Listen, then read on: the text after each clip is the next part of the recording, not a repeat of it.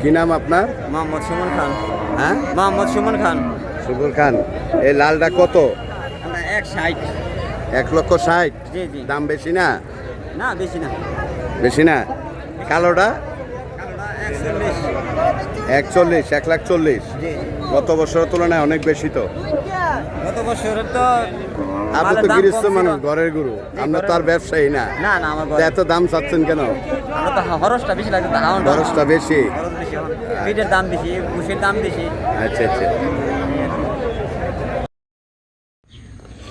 বন্ধুরা আসসালামু আলাইকুম। নতুন ব্লগ ভিডিও নিয়ে আসলাম।